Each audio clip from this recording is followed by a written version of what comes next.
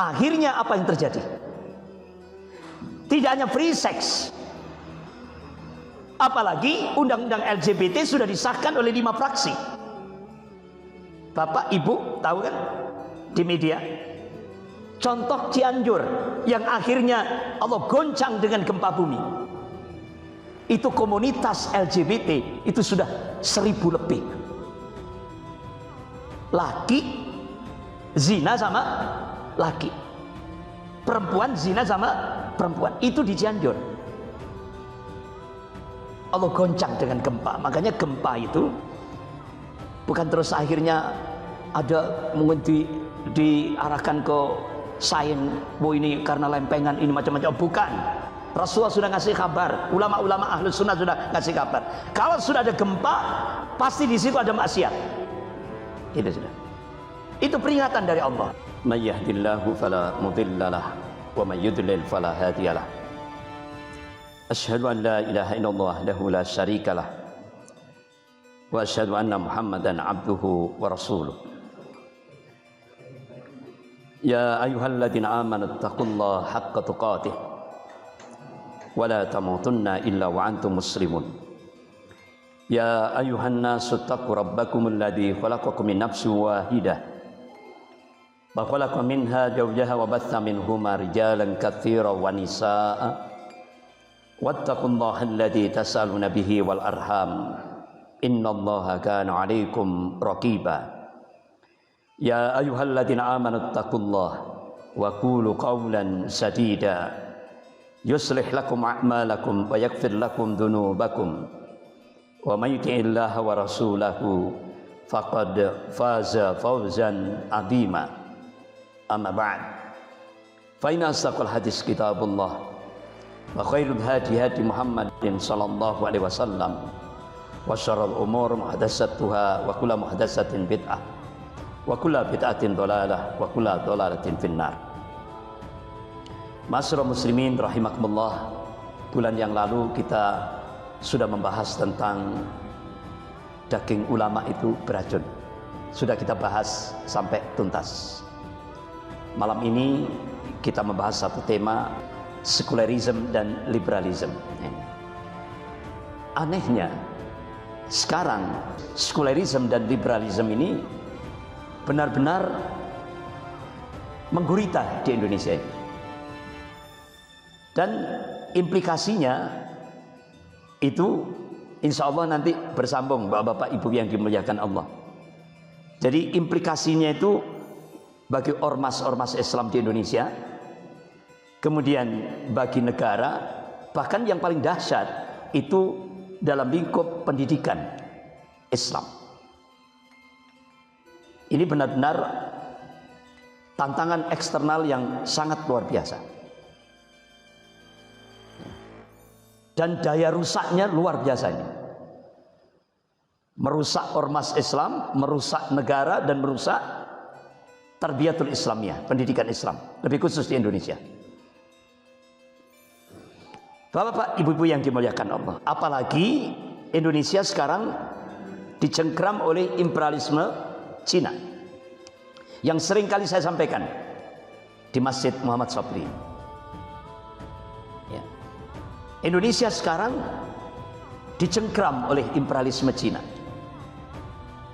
Bahkan Jepang yang pernah menjajah Indonesia 3,5 tahun itu memberikan warning, hati-hati Indonesia dari cengkraman komunis Cina, imperialisme Cina.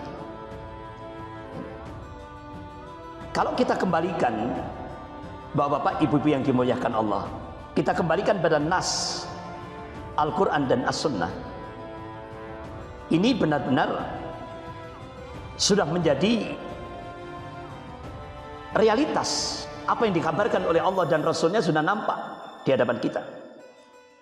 Allah tegaskan dalam surah Al-Imran ayat 140. A'udzubillahi minasyaitonir rajim. Wa tilkal ayyam nudawiluha bainan nas wa liya'lamallahu alladziina amanu wa yattakhidha minkum syuhada wallahu la yuhibbudz zalimin. Wa tilkal ayyam nudawiluha bainan nas. Dan masa kejayaan dan kehancuran, masa kemenangan dan kekalahan, Allah pergirilkan di tengah-tengah manusia ini. Supaya dari situ bisa diambil ibrah, pelajaran. Waliya'lamallahu ladina amanu, dan Allah ingin menunjukkan bukti kebenaran ini pada hamba-hambanya yang amanu, yang beriman kepada Allah, yang muwahhid, yang mentauhidkan Allah dalam segala aspek kehidupan ini.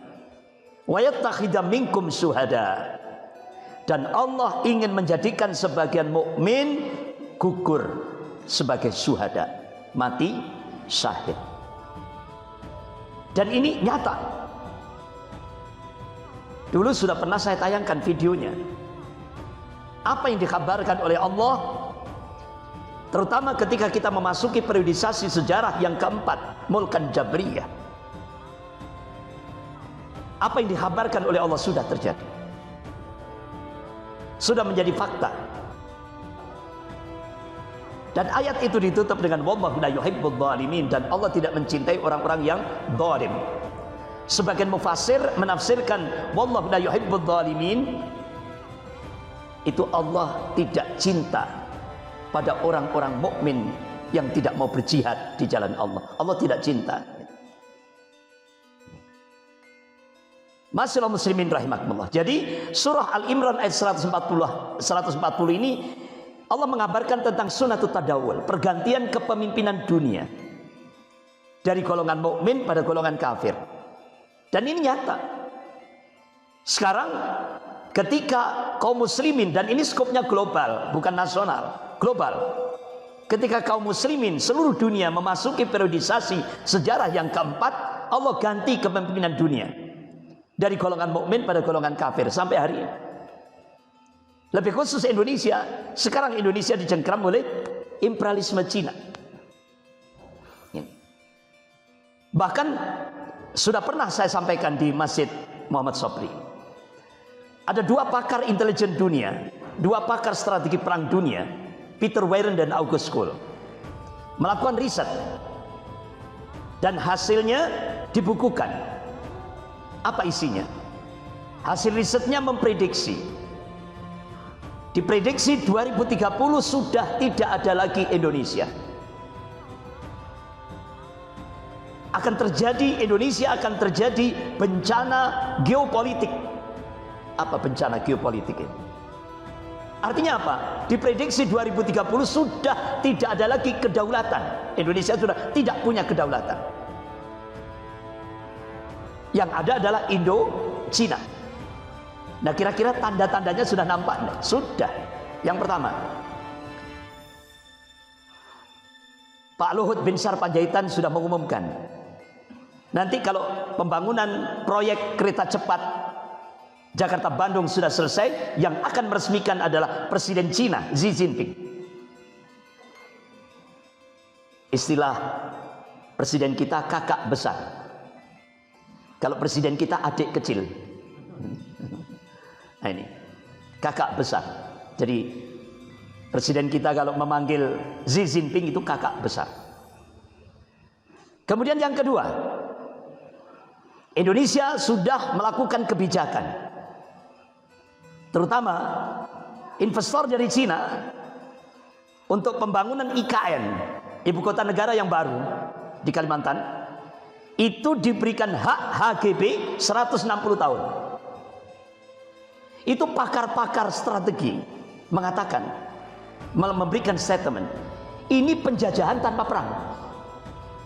Penjajahan tanpa perang. Ya ini kebijakan dari investor Cina bisa diberikan hak HGB itu 160 tahun. Luar biasa. Kemudian ada lagi kebijakan yang ketiga. Ini tanda-tanda prediksi apa yang diungkap oleh dua pakar intelijen dunia ini mulai tahap demi tahap mulai menjadi sebuah kenyataan. Kebijakan yang ketiga, apa itu? Ada kebijakan baru tentang visa second home.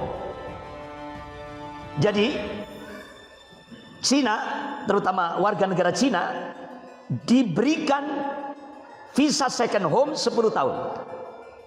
Rata-rata kan biasanya 5 tahun, terus kemudian ada pembaharuan. Ini 10 tahun. Ini sudah mulai, tanda-tanda itu sudah mulai nampak.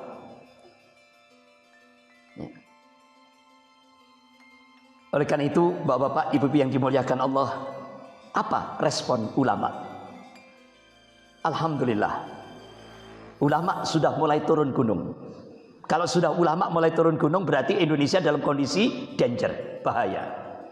Alhamdulillah, sudah muncul Kongres Umat Islam wilayah Indonesia bagian Barat di Medan, sudah berjalan.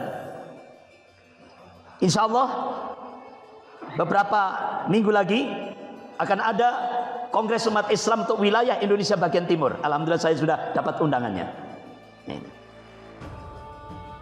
Ulama-ulama seluruh Jawa Timur melakukan perlawanan. Apa? Perlawanan terhadap oligarki. Ini ulama-ulama Jawa Timur. Ulama-ulama Jawa Barat sudah melakukan gerakan perlawanan terhadap Islamophobia. Jadi ulama Jawa Timur dengan ulama Jawa Barat klop sudah. Semuanya sepakat selamatkan bangsa, negara dan agama Indonesia ini, di Indonesia ini. Ulama sudah mulai turun gunung. Nah, artinya apa? Indonesia sudah kondisi danger, bahaya.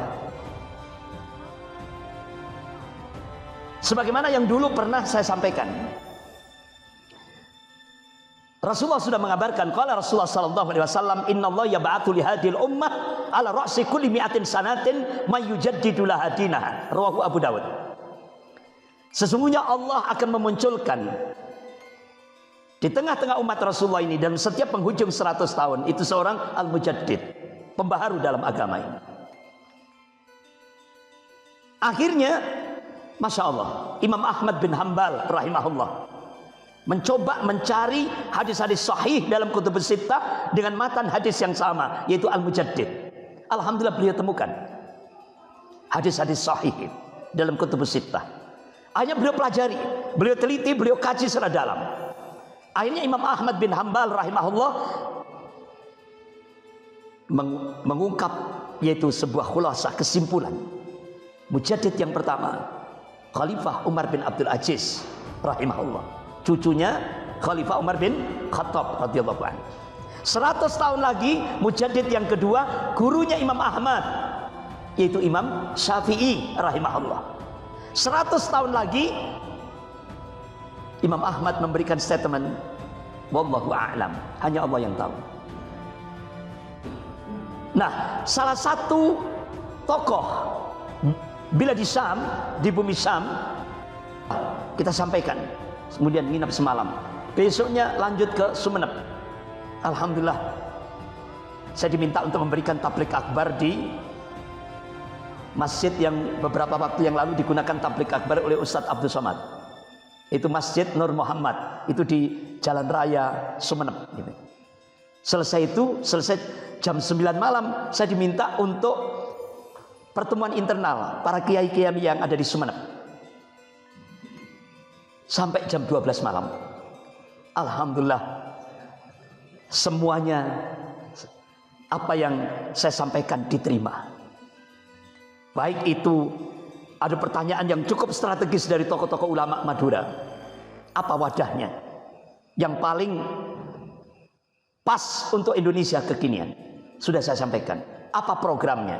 Sudah saya sampaikan 5 program dan semua diterima. Alhamdulillah. Saya minta kepada para kiai-kiai di sana, Madura harus bangkit. Dan insya Allah nanti Kongres Umat Islam wilayah Indonesia bagian Timur akan diadakan di Madura. Insya Allah. Nah, artinya apa? Tanda-tanda itu sudah mulai nampak. Pemantik awal Sofatul Islamiyah. Barusan saja, ya kan? Hari ini tadi sudah saya share di beberapa grup WA. Anwar Ibrahim, alhamdulillah, dijadikan Perdana Menteri Malaysia. Artinya apa? Islam politik berhasil melemahkan, artinya berhasil menghadapi kelompok sekuler di Malaysia. Ini mudah-mudahan akan merembet ke Indonesia, insya Allah.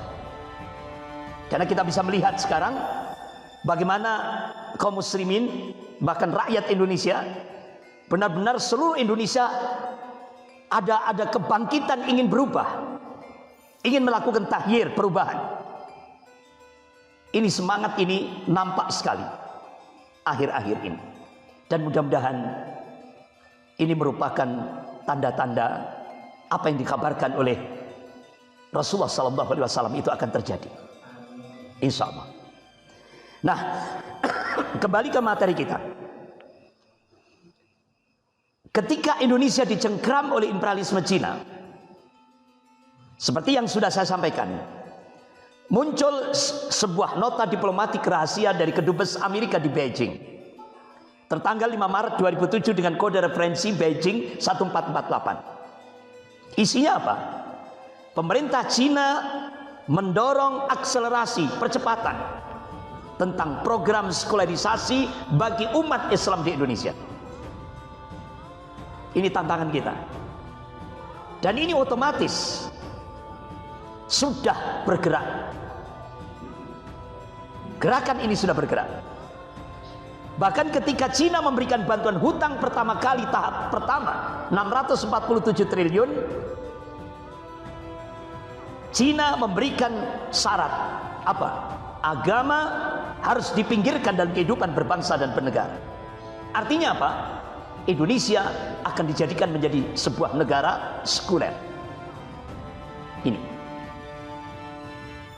Ini tidak bisa tidak, dan sudah mulai nampak. Kan beberapa waktu yang lalu sudah saya sampaikan contoh, ini salah satu saja yang dulu sudah pernah saya sampaikan.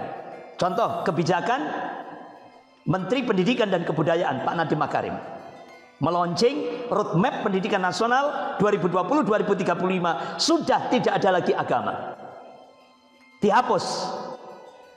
Akhirnya Muhammadiyah, Majelis Ulama Indonesia Pusat tanya kepada Mendikbud Pak Nadiem Makarim, apakah 15 tahun ke depan generasi Indonesia dijadikan generasi komunis, generasi ateis? Tidak ada jawaban. Selang berapa saat muncul peraturan pemerintah tentang standar pendidikan nasional. Sudah tidak ada lagi mata pelajaran Pancasila dan mata pelajaran bahasa Indonesia, dihapus. Selang berapa saat lagi muncul peraturan pemerintah, Permendikbud. Ini. Jadi Permendikbud isinya apa? Mahasiswa-mahasiswi diperbolehkan melakukan free sex. Ini resmi negara ini. Dampak daripada imperialisme Cina. Tanpa ikatan pernikahan. Syaratnya apa? Suka sama suka. Astagfirullah. Akhirnya apa yang terjadi? Tidak hanya free sex, apalagi undang-undang LGBT sudah disahkan oleh 5 fraksi. Bapak Ibu tahu kan di media, contoh Cianjur yang akhirnya Allah goncang dengan gempa bumi, itu komunitas LGBT itu sudah 1000 lebih. Laki zina sama laki, perempuan zina sama perempuan, itu di Cianjur.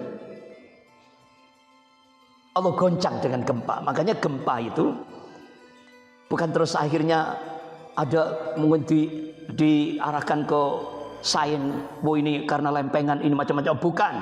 Rasulullah sudah ngasih kabar, ulama-ulama ahlus sunnah sudah ngasih kabar. Kalau sudah ada gempa, pasti di situ ada maksiat. Itu sudah. Itu peringatan dari Allah.